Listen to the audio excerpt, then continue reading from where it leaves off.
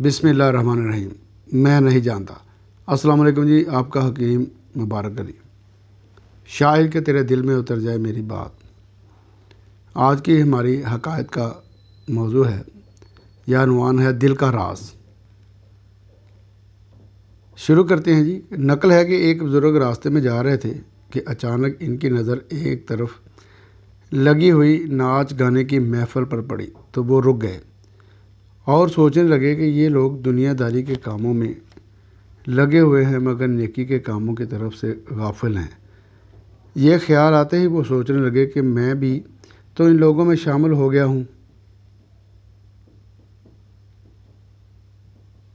ये ख्याल आते ही अफसोस हुआ और साथ ही सोचा कि अपने नफ्स को इस हरकत की सज़ा देनी चाहिए।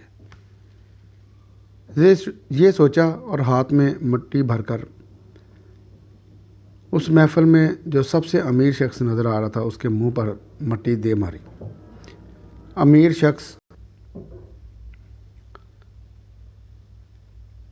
शख्स के साथ आए लोगों ने बुज़ुर्ग को पकड़कर धुलाई शुरू करने लगे ही थे कि वो अमीर शख्स बोला कि ठहरो। सब लोग रुक गए।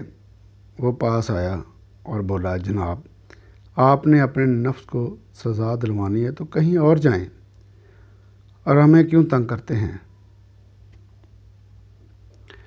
वो बुज़ुर्ग हैरान रह गया कि मेरे दिल की बात इस शख्स को किस तरह मालूम हो गई। तो जनाब, वारिस शाह दा बोलना पेत अंदर दानिशमंद गौर जरूरी है। आपका हकीम मुबारक अली। अस्सलाम वालेकुम वरहमतुल्लाहि वबरकातुहू।